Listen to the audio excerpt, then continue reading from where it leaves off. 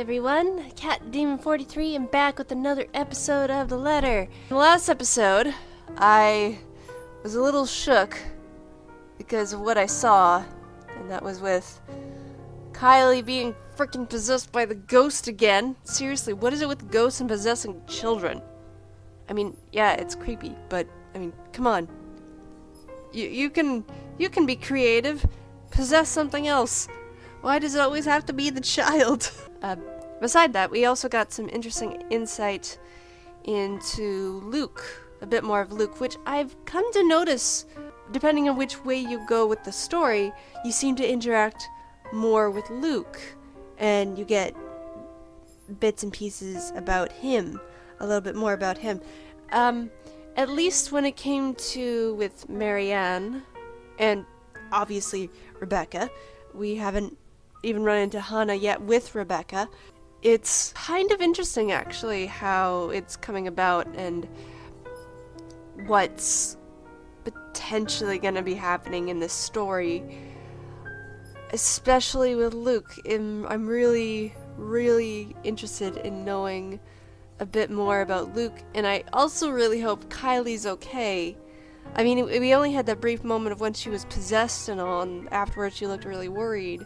I wonder if Kylie will be a bigger focal point when we get to Luke's side of the story. I don't really know.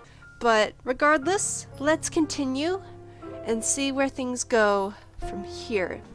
The tremors continued long after the last of my classes have ended. Although none of my students have commented on it, I've caught a few sharing anxious glances every time a pen slips from my hand or my shoulders tense whenever called. How unusual it must be for them to see the normally composed Miss Gales become a bundle of nerves. Even the most boisterous ones have given me less grief today. Oh wow, that's a big mug of tea right there. You'd think being on my fourth cup of tea would provide any sort of comfort. Or is it the fifth? Oh god. Egad, what does counting matter now? The fact that I can't easily shake it off this time should tell me something. The last time this happened, I passed it off as some lapse in my part, having been sick the week before. And it is a natural conclusion. It is. But those are just stories, a centuries-old lore passed by the locals to keep children in line. No, what place doesn't have those? One of my Da's books even went as far as to describe them as a strong part of Isabel's culture. Tree giants, women who feed on unborn children straight from a mother's womb, or hell, even the one story about a demon baby. Demon baby? What? Huh? All folklore that never had a smidgen of truth in it, most probably told to scare off the natives there back in the old days. Much like every other one in every other place. The world is more universal than people care to think. That is actually very true. When you look at like folklore in different parts of the world, you notice that there's actually a lot of similarities. I mean, look at Greek and Roman folklore and their gods. I mean, they basically share the same kind of moon goddess, just under a different name. Which, when you get right down to it, it's pretty fascinating how a number of cultures have very much major similarities with their myths and legends. It's actually pretty cool. But looking at it from where I'm standing now, after staring right into the eyes of that woman, after all the things I've been hearing and feeling, perhaps there's really more to that bloody letter than some awful Halloween prank. Now you're finally understanding. Jeez. Perhaps Isabella's right all along. There you go. I'm glad I decided to make sure like she doesn't say, oh, this is fake. You can't believe in ghost stories and all that stuff. Ghosts don't exist. You really shouldn't be saying that when someone is so frantic. It's not a good idea. A terrible thing, if true. Though that thought doesn't linger long, thankfully. Soon the ringing of my mobile takes my attention away from it. An unfamiliar name flashes before me once the screen lights up, and my brows knit together. Staring hard at the screen, I try to remember when I've entered this person on my contact list. It takes me a moment, but when it clicks, my eye zeroes in on the book lying wide open on my table. Loaned out from the library almost a week ago, I met the woman there by sheer coincidence. A fellow history buff, apparently. We were after the same book, but in the end, she's given it to me under the condition that I call her once I'm done. To be honest, I've completely forgotten about it until now, and, well, I haven't really taken a peek at it until today. Normally, I'd be done with the whole volume of this size a few days after taking it out. About 1 or 2, depending on how busy I am. Wow, you are an avid reader. But finding a chance to sit down and read through it has been more difficult lately than anticipated. Oh, I just noticed that on the bulletin board, there's cleaners. I can read a little bit of it. I just noticed that now. Oh, that's cool. I wonder if that's the people who were involved in making the game. If so, that's actually a nice little detail right there. One moment I'm busy simply grading worksheets, attending a movie premiere the next, then someone suddenly inviting me out for one reason or another. Days later, a friend stopped showing up in her flat right after worrying reports pop up in the local news. Oh yeah, right, because Isabella left. She'd gone somewhere. I think she might be with Ashton, but who knows. There simply isn't enough time to breathe and get a grip on things. I have been flipping through the pages of said book moments ago, though never really reading anything and merely hoping for a distraction. To no avail. My phone gives out another ring, and this time, I do not hesitate to answer. Marianne? Yay, Marianne.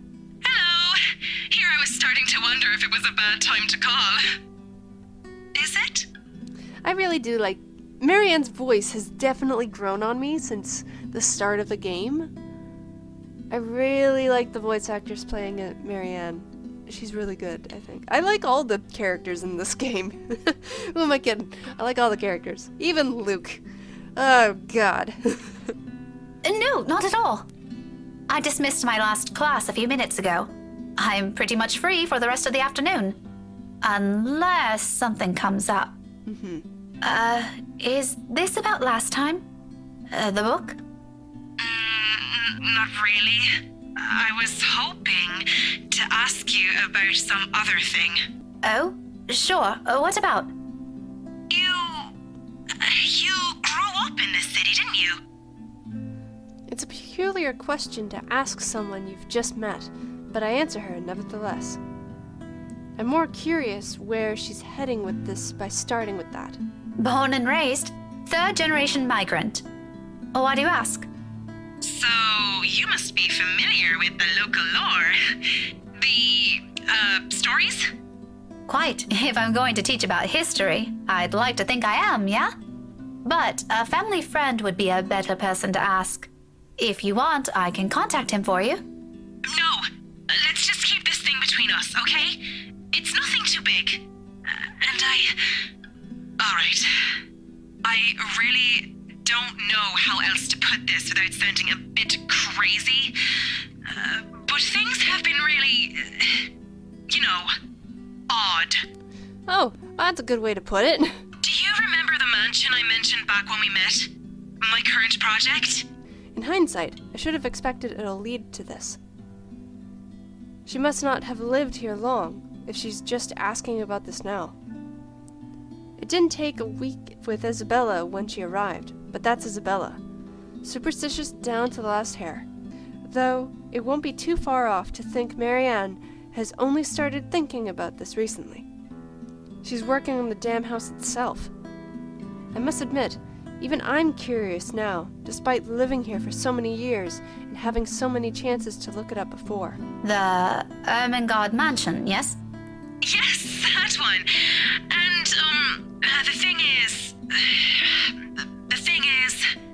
I really do like the voice acting. Like, you just read the lines, but when you actually hear the voice actors reading off the lines and how they sound stressed, like adding those sound effects of being stressed or worried or annoyed, that honestly to me is such a really important inclusion. And you can always kind of get an idea of that from reading text, but it's never fully out there unless you actually hear it.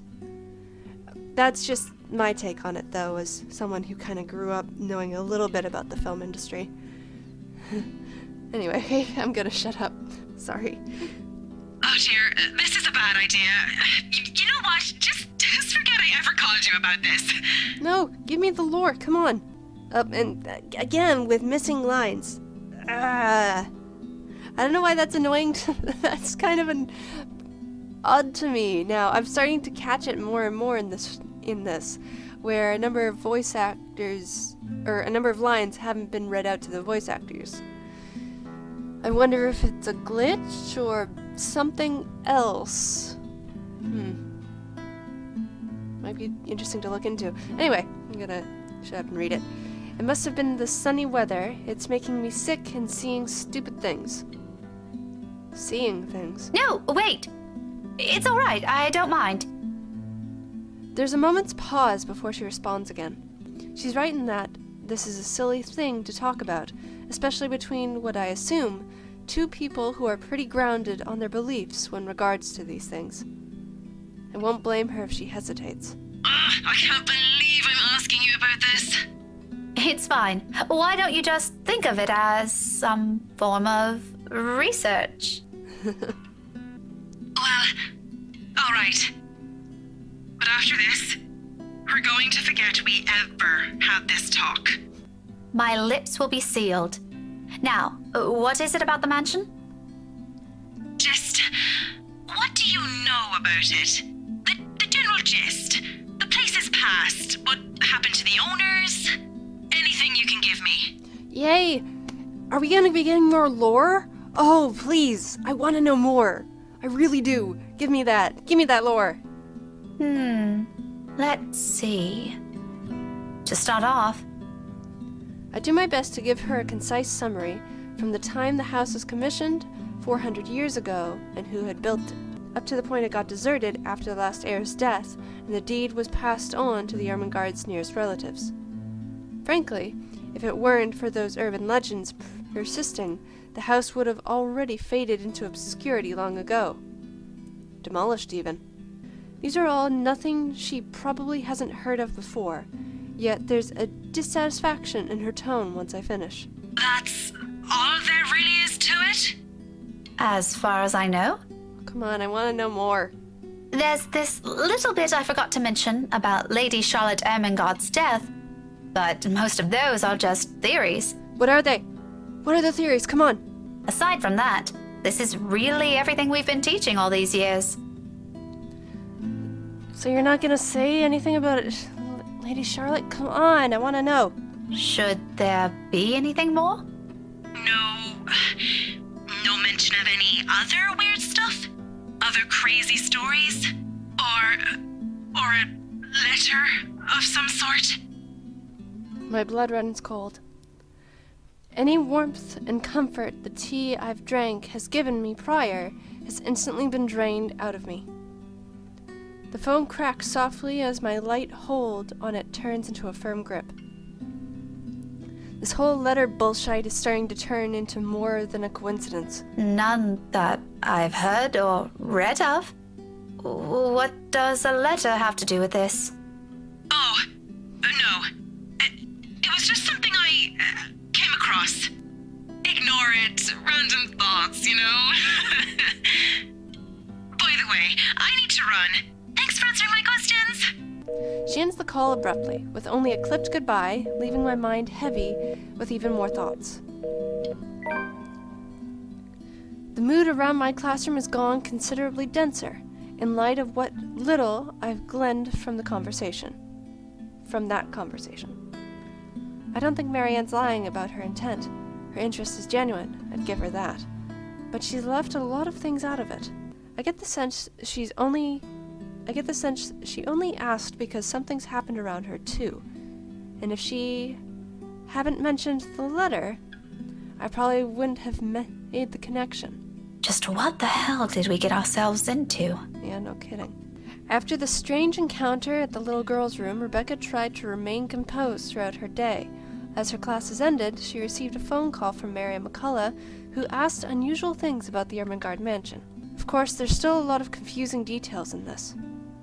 All of these are just assumptions. No concrete conclusion to be formed with what we have. If we want to find out what we're really dealing with, I think Marianne's right. There might be something more to those stories. As absurd as it sounds, the very place that gave us that letter might tell us something beyond what we know. And tomorrow night, I have a few hours of that chance at the housewarming party. Totally not an exciting thought, since the place is privately owned now. I can't just wander around. But it's reason enough to keep the dread at bay, as I step out of the room, ready to put an end to this day. Oh. Hi? Why are you still here? However, all those good vibes disappear into thin air when I run headfirst into Luke. There's really something in this man. Regardless of how much my opinion of him has changed over the span of a few hours, he simply blasts through every good impression people have of him without care or thought. He doesn't even need to open his mouth. His mere presence does it. In all honesty, I think he's the kind of guy only a mother can love. You're still here?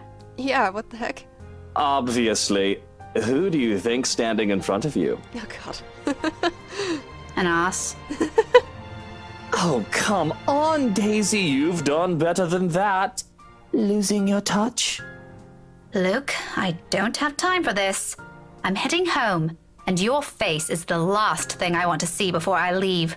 I will also say too, like, that whole interaction with her and Luke involving around with Kylie, and how at first it said like sleazy douchebag, and then it changed to Luke, and how she's kind of more open towards him, but just slightly. I like that. That is a definite good character development. I think that's really, really good. What do you want? Belatedly, I notice his hand. Partly raised, almost poised for a knock. At a slight lift of an eyebrow, he quickly drops it to his side and turns to Kylie. Oh. She's standing a few steps away from him, holding her hands behind her back and toying at something on the floor with the tip of her shoe. Then he proceeds to make vague gestures at me and the child. He resembles a fish flopping for air with the way he's moving his arms, though I think he's trying to urge her to speak up. Munchkin, I thought you wanted to tell her something. You do it, Teal. Oh. This wasn't my idea, darling. Don't worry. I won't tell Tia what you told me the other day. And this morning. What did he say? Luke exhales, rolling his eyes at the ceiling and maybe praying for the universe to grant him more patience. He knows a losing battle when he sees one. He may act worse than a 5-year-old throwing a tantrum at times, but he's no match for an actual child. Nothing better than being served a dose of his own medicine, huh? Once his frustration has promptly been let out, he points a rude finger at me. I do my best to stare at the offending digit down, but I can already hear the demand before it's even out of his lips. You, come with us. What? What makes you think I will? Because little Rugrat here is upset and worried, and it's your bloody fault. I've no idea what happened this morning, but if you don't come with us, I won't be hearing the end of it from her. So do me a favor, Daisy, and just be glad I'm inviting you. Oh my god. You're asking for a favor, and you can't be bothered to be polite? Yeah, what the heck, dude? At least say please. I don't know. It's been a really busy day for me. I kind of miss my couch. I like her sarcasm. Daisy, you just say yes. A pause follows, almost too dramatic. Afterwards, His face twists into something between a grimace and a smile. As it happens, he appears like he's in a lot of physical pain. You think the man is getting an aneurysm by simply being polite. Oh my gosh. Please? There you go. See? That wasn't too hard. Tio said it'll be his treat. What? I said no such thing, Munchkin. I only agreed to this because you requested it. I'm under no obligation to feed her. I promise I'll be quiet the next time I visit. Oh, all right, but just one meal and make it the cheapest. He and Ashton will get along famously on that department. On a different front, the offer of free dinner does sound enticing, however half-heartedly given it is. Mostly because Kylie has wisely put on her puppy eyes, and by the second, I find all my choices slipping away from me. See, Miss Pink? It'll be fun. I just hope you're okay. That's all I'm concerned about. You don't have to feel sad anymore, okay? Oh, well, My mobile buzzes from my pocket, cutting me mid-sentence, and for a second, I spread from the act of giving an answer I'll regret either way. Fishing the gadget out, I wave a hand at him and excuse myself, as disgruntled expression is on Luke's face before I turn away. I'd be lying if I say it didn't amuse me. He's as eager to be done with this as I am, but what can I do? Checking a message from Ashton shows up. Oh, hey Becca, I'll be around Samwell this evening. Need to meet someone in the area. Might have to drop yours in Isabella's place after. See ya. Just the usual. Unlike what he does to Zachary, Ashton has the decency to let us know when he's dropping by or he's in the area for some business. From the way it's phrased, it sounds to be the latter. Either way, I'm glad he's at least aware of that boundary, not that Isabella's ever going to let him leave the building unscathed if he ever pulls the same stunt he does with the other man. I cringe to imagine what she'll do to him. Yeah, considering, he destroyed 7 locks at Zach's place.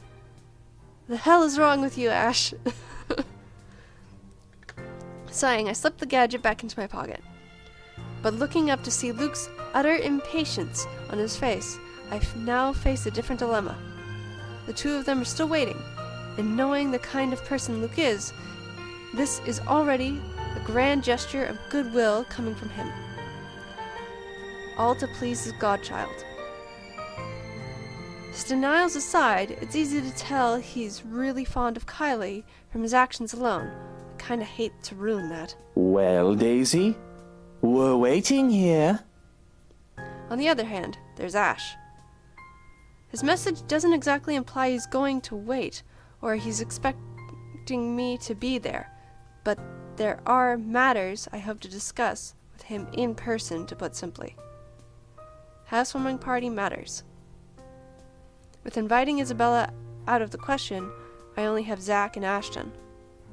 Although the former has already made it clear he'll be busy this week, and well, Ashton has been my first choice from the start. Even if he detests attending gatherings like this. It's a company that counts. We can be miserable together. But there's the problem, isn't it? He hates them. And it's very likely his answer will be a flat no. I'd rather not hear that. If by some miracle he agrees to it, he'll probably be sulking the whole party. Not really a tough choice, but when you put it like that, still. Tough choice, but I have to pick one. I've other things to do, okay, only because Kylie asked. Oh, big old branching narrative, okay. As of right now, I think Kylie is my main concern. Yeah, Ashton. You can wait, Ash. I'm sorry. For all we know, he might just show up later in the evening. Way late. We have no idea.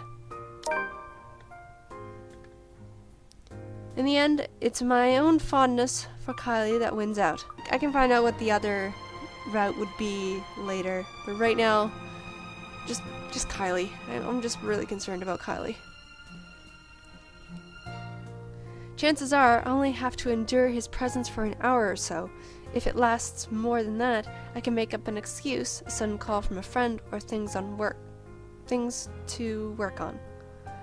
It doesn't seem so bad when I think about the pros and cons. At best, it'll be a quiet dinner. At worst, it'll be an awkward affair we're both eager to be rid of. I'm leaning more on the latter happening, hoping for the former, of course. Okay, but only because Kylie asked. Kylie's face instantly lights up. For the third time today, she tackles me into a hug before pulling away and dragging me by the hand towards the building's exit.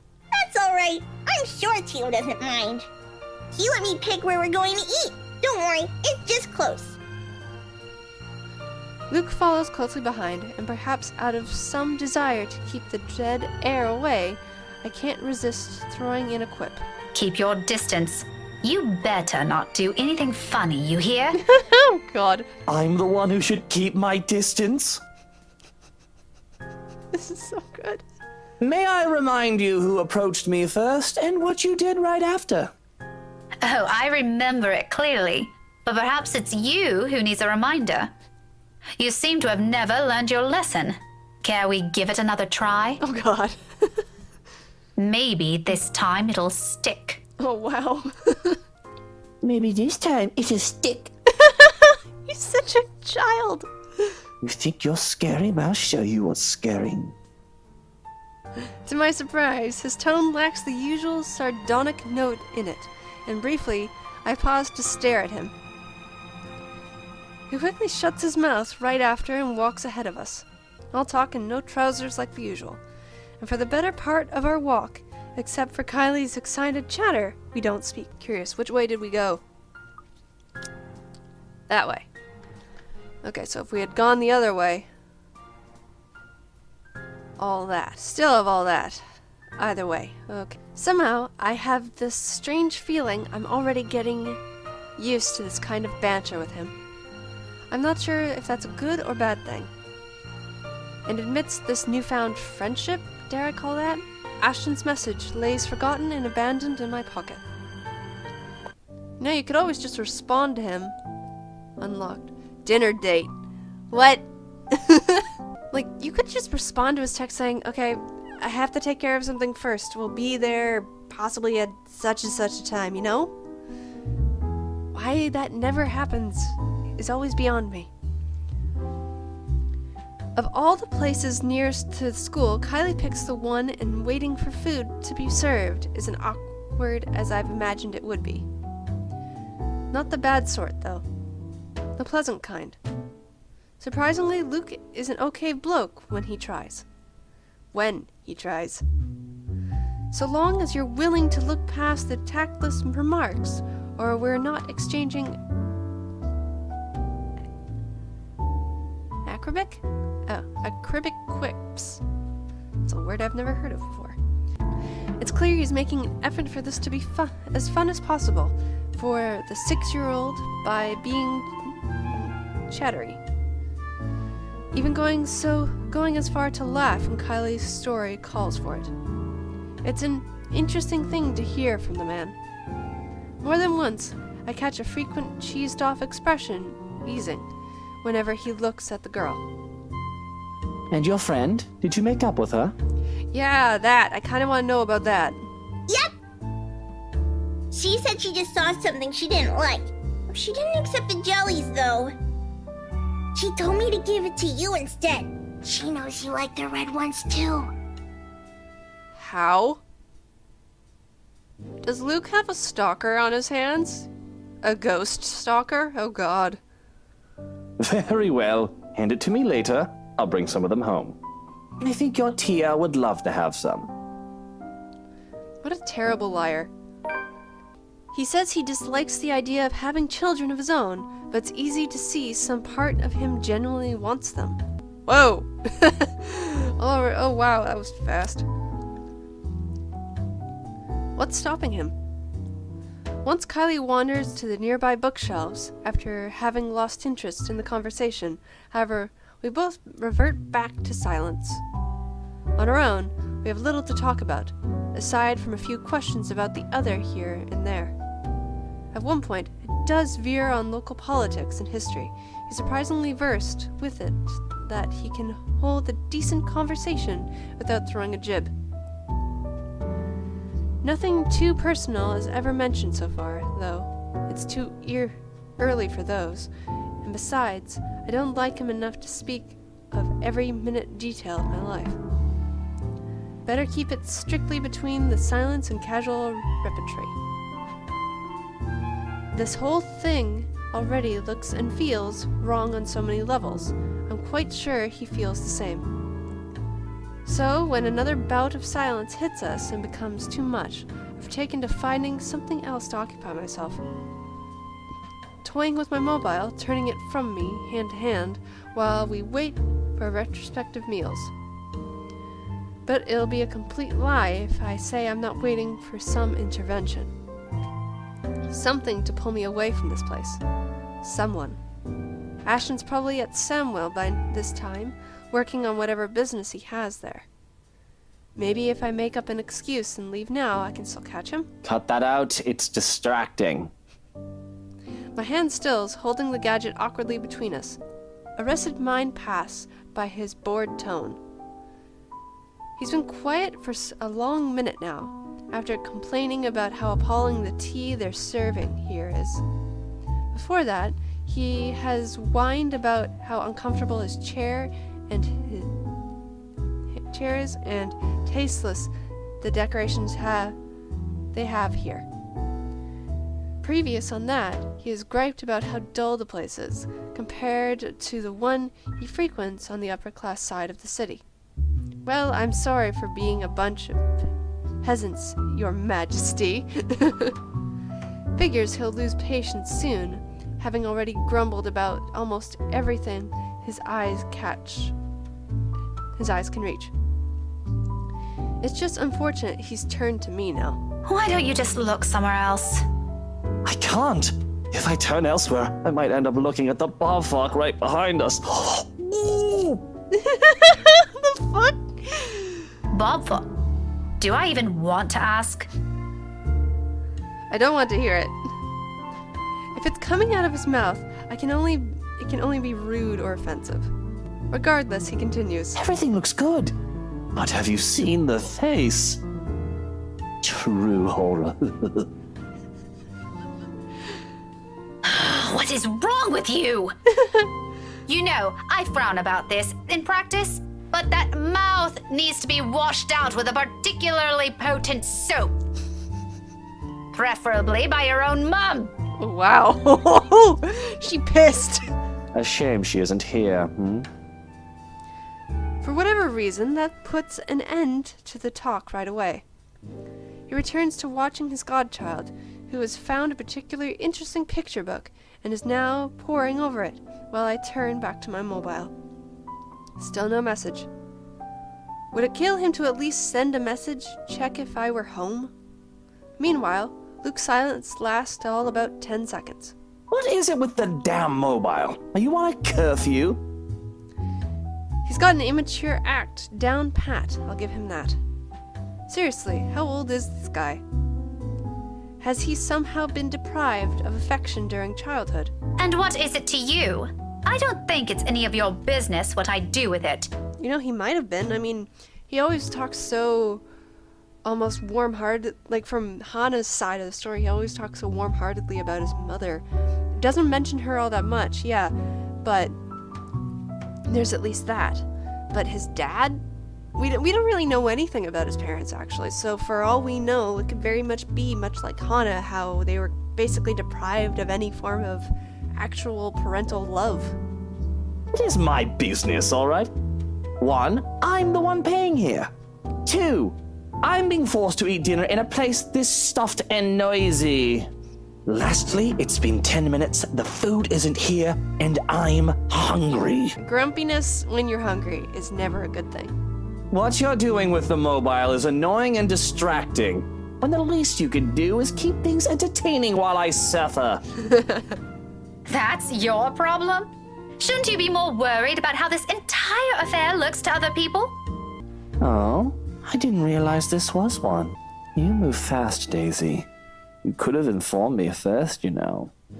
Had I known, I would have taken you someplace nicer. Mm-hmm.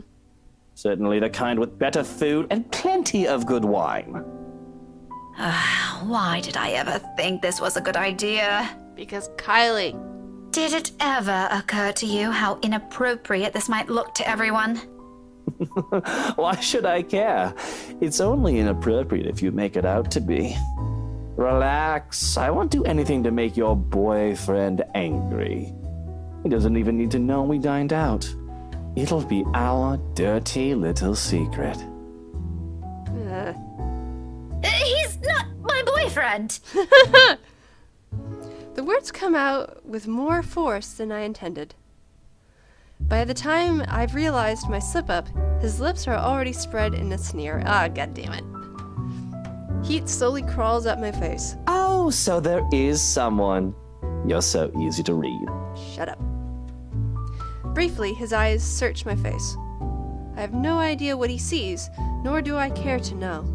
But the next second, he barks out a laugh, displaying his amusement without reserve to anyone else within earshot.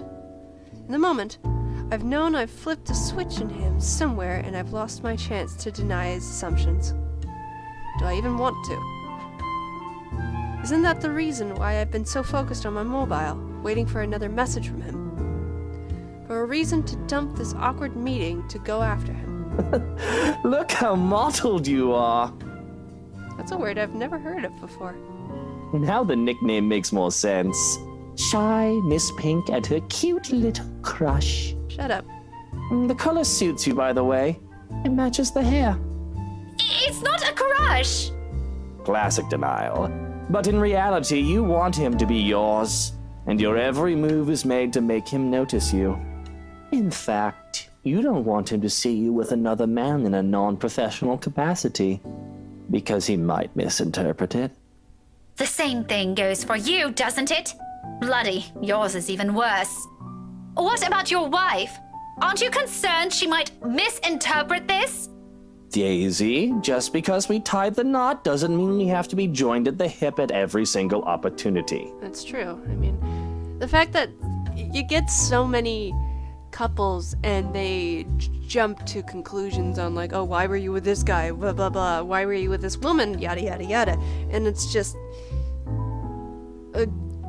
meeting people. Come on. There's a life.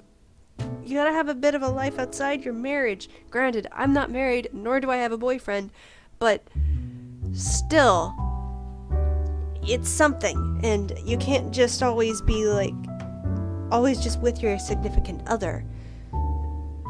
It's just not, I don't know what I'm talking about. I'm gonna shut up. Don't be ridiculous! Why else would you marry her if you don't want to be with her for the rest of your lives? Because, Daisy, she also has other things she can do with her life and friends to spend time with. Granted, I don't like some of them, and I have a few of my own she utterly dislikes. But wifey doesn't have to know my every move. Nor do I hers. Yeah, he seems to be very much open to her doing her own thing. Like, we love each other, we're married.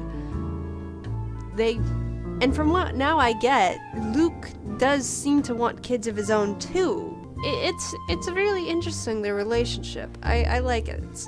He doesn't seem, at least in this route, he doesn't seem to be a complete and utter dick. So, yeah. Do you know how boring that would be? To be with the same person for all hours of the day, losing sleep over the mere fact they're not with you, or putting everything you have aside to please them, to have your whole world revolve around one person. Aren't you just mistaking that for something else? Unlike you, there are other people here who don't share the same jaded outlook you have. Don't lump everyone together just because it didn't work out for you. And you, my dear, are unexpectedly naive. What's so naive about it?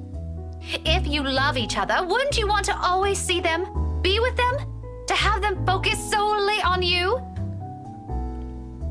I think she's talking more in regards to her and her parents. It feels like that. Maybe you haven't been loved enough. Oh, it's that kind of thing for you, isn't it? The love is eternal, love is a strong emotion shite. A starry-eyed girl pining for her dashing Prince Charming? What's next? Romantic confessions of love? A grand wedding on the beach? Dozens of spawns running around in some picturesque home in the suburbs? How quaint. Are you also expecting it's going to be sunshine and rainbows after? A happily ever after? Please. What? I never once said. And is all of that such a bad thing to hope for? Woman, I've been married for 7 years, and I'm telling you, it's far from what you have in your pretty red head. Tell me, how long has this song and dance been going for you and your man? Maybe I am mistaken. He is enjoying this. Averting my eyes from him is all I managed to do. What does his mere 7 years have compared to the 17 I've had with Ash? It's laughable he thinks those things are even comparable. Ash and I may have never moved past the boundaries of friendship, like what I'm hoping for years, but what we have isn't something anyone can scoff at. That's true. I've always been by his side, enduring everything with him. I know him better than anyone. No matter what this man, this complete stranger says, I know there will always be a place for me beside him. And yet... Come on, Daisy, that shouldn't be too hard. 3, 5, 8, 10, 20. His words easily seep into my heart like sharp daggers, gradually picking apart everything I've ever been sure of. Despite myself, the doubts resurface and my defenses crumble right in front of my eyes. It's no wonder he sees through me. As expected, he ridicules it. He laughs. Restrained, low and rumbling, a sharp sound striking the air around us amidst the murmur of people and the soft notes of the music play over our heads. His shoulders shake, and when his mirth becomes too much for him, he reaches up and his hand passes over his face as if to hold his glee close to him. Lordy bullocks, this is just brilliant. Oh, mother, why do I always keep running into these things? This day couldn't get any better. I think I'm gonna need a stiff drink after this. He dissolves into another plea of laughter, but when it subsides, what he has for me are more words. Scathing, each of them. Oh, God. The urge to run from here has never been this strong. Is everything you said how you plan to act, if that man of yours ever ends up with you? Cling to him? Put him on a bloody pedestal? Let him become the center of your universe? Although with how long this seems to be going on, I think you've already done so. Marriage will just be icing on the top. Like some sort of reward for you, isn't it? For being a good, patient, loyal little girl all this time. Never looking at another man. Ow. Oh my God. He must have been having a grand time with someone pining over him this long. I'm a little envious, to be honest. I don't think Ash really noticed. Maybe also a little surprised he hasn't suffocated from all your attention yet. Laugh all about it if you want. It's not like you'll ever understand. Luke falls silent. The ridicule in him is gone in an instant, and his eyes meet mine, sharp and imposing. A challenge, but I hold it against him with the same intensity, because if there's something I won't let his opinion trample on, it's this. What does he know? However, he's the first one who looks away, focusing his eyes back to where Kylie is, and for a moment, I believe I've won. Until he draws in a breath and turns back to me. The words he drops next, though hushed, hang heavily in the distance between us. You're right. I won't. But I do know not to mistake love for obsession, woman. They are not the same thing. It rattles. Out of everything he said tonight, this is the one thing that twinges my heart. Maybe it's the manner he delivers it, the lack of concise in his posture, or an underlying insult in the tone he takes. The remark is not meant to cut, merely to express a simple truth. This time, it's him who holds gaze against mine. Another unspoken challenge, and I realize that if this happened minutes before, I'd already have an equally searing retort at the tip of my tongue. There's none, but the anger is there, wringing at my insides, prodding at the uncertainties I've long kept. Isn't it enough? We have the long years we've spent together. We have the memories. Whenever he needs me, until other people came in between us, I've always been the one there. That dedication and loyalty should mean something, shouldn't it? I've always been sure of it, and that one day he'll see it for what it is. In spite of that, in this minute, under this man's scrutiny, my own heart wavers. I now struggle to find the words. I don't need to answer that. However, those are for me to ponder on. Oh, it went up. Wow, it's almost up entirely. This arse doesn't need to hear them, and neither is he entitled to them just because he dished out some profound-sounding life wisdom no one asked for. So I look away, hoping my own silence will be enough for an answer for him. And it is, for a moment, up until warm, furious tears pricked behind my eyes, stinging, begging for release, along with every other frustration this dumb talk has built up in me. All because of this man. I hate him. I hate the fact that he has to be the one to see me in this sorry state. I'm already expecting another barb from him, with his expression, when his expression shifts. Except he panics. Oh. In the span of 3 seconds, his expression changes from indifferent to concerned to utter panic. It would probably have been funny if I weren't so irked by the sight of this Gallic bastard. Hey, are you crying? Are you going to cry? Stop that right now, woman, or I'll... Will you shut up? He clams up almost before I could finish. Whenever this is due to the sudden force in my voice or how I look, I pretend not to think of it. He seems like a deer caught in headlights, with way he's making himself smaller in his seat. But I'm still pissed. I'm tired, and if I can't punch him, I can at least scream at him. You're an annoying bag of dick, you know that? If I hear another word from you, I'm sewing that bloody mouth shut myself! It does do the trick. Not to the effect I've hoped, but the moment I've snapped at him, the stinging at the back of my eyes melts away, and a strange calm overcomes me. A fragile thing when found in the middle of a busy coffee shop. Nevertheless, it's anticipated considering it doesn't last, immediately broken by the very person that put me in this state with a few awkward pats on my shoulder. Done twice, thrice, and another, until my patience runs out again and I'm pulling out the book from my bag, raising it threateningly over his head. It'll surely dent his skull if it slams down at this height. Part of me wants to see that, but I restrain myself. He has the good sense to recoil, though. Shortly, he shrinks back into his seat and waves his hand in front of him in a gesture of surrender. Watch that book, woman! I already warned you about your little threats. You don't want to see my brand of angry!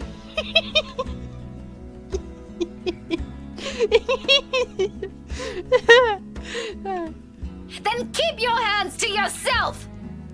All right, that's it. People these days, I swear you treat them nicely, and this is where it gets me. You're the last person I'd ever want to comfort me, even if we're the only 2 remaining people on Earth. Don't flatter yourself. Okay, have it your way, Daisy. And stop calling me Daisy! I have a name, you know! He mutters something inaudible under his breath, although afterwards he doesn't say anything further. The next minute, he simply contains himself with making a mess out of the paper napkins, folding them into clean shapes without any clear intent before crumpling them in his hand when he loses interest and dumping them into a small pile in front of him. A waiter serves our meal soon enough, and Kylie makes her way back to our table. But before I can take a single bite, he mutters something.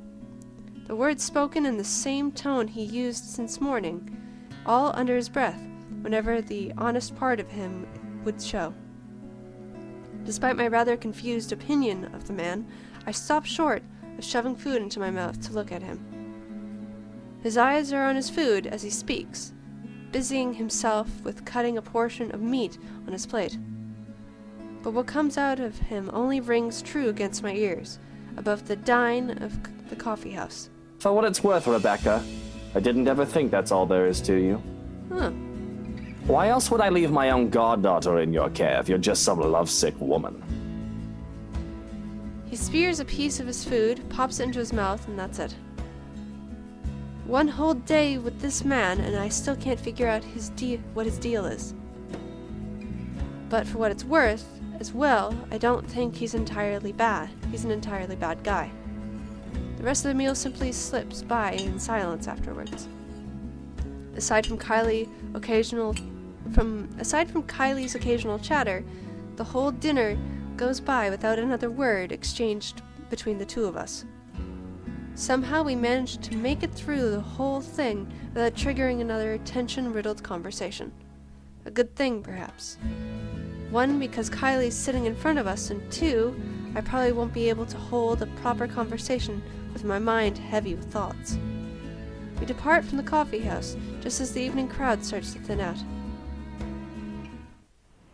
The same wordless silence fills our short walk back to the school, except for when Luke gestures to a nearby flower shop and enters it without waiting for Kylie and I. What? Daffodils. He emerges after carrying a bouquet of daffodils with the same softened expression on his face. Unlike the previous ones, he's tucked this one away almost as soon as he looks up at us, a moment he's not willing to share. At my confusion, he merely answers with a shrug and continues walking. For someone important. His mother? Or Hannah? I accept it for what it is, for only because he doesn't owe me an explanation. It does leave more questions about him, each one as baffling as the previous ones. Those are the last words spoken in the evening before we head to our own ways. Up until I arrive home, I still can't understand him. Here, however, a whole different set of questions await me. As much as I'd like everything to the day, it comes with the littlest of things. A long note greets me upon reaching my unit's door, its edges fluttery lightly against the faint, warm breeze passing through the small complex. My hand stops, short of twisting the knob as I stare at it, though it doesn't make any moves to take it. Oh. Ashton's neat script lines its surface. Dropped by earlier, you weren't around. Any ideas where Scaredy Cat is? Couldn't contact her. Inspector Abigail has a few questions. LPD stuff. Something about her dead coworkers. Anyway, let me know how the two of you have been doing. I'll see you later, Ash. The message he left, short and straight to the point, but not without an underlying hint of friendship. He's looking for Isabella, apparently. Something about LPD's investigation for his coworkers' deaths, but it ends its formal tone by checking on me. Us. Any other day, the former part of the message will likely prod at the fierce envy I've been holding, while the latter will probably send my heart aflutter. Oh, okay, that's cute. Damn it, that's adorable. Luke and Kylie invited Rebecca for dinner as she was about to leave. Despite receiving a text message from Ashton, Rebecca agreed, and the three spent the evening at the nearby coffee house. Upon returning to her flat, she found a note that Ashton left her. Little things for him that I want to mean something more. Yet this time, only guilt fills me and my eyes briefly shifts towards Isabella's empty unit. Luke's words repeat inside my head as I do so. For what it's worth, Rebecca, I didn't ever think that's all there is to you. See, Luke's not really a bad guy when you get to know him, kind of. Why else would I leave my own goddaughter in your care if you're just some lovesick woman? Have I always been like this? This selfish? In truth, I've intended to call Ash after that dinner. If I didn't catch him here, invite him to that party like I've planned. There's time, and he's still probably awake around at this hour. But my hands won't move. And perhaps this is for the better. Until I've had the time to think this through, it'll be best if I distance myself from those I've been clinging tightly to. Find a different perspective and see things for what they are. With a soft sigh, I reach for the note and crumple it under my hand. The knob twists open with much ease when I enter this time. Maybe after some introspection it'll be easier. For tomorrow, I have that woman in that mansion to worry about. Friday.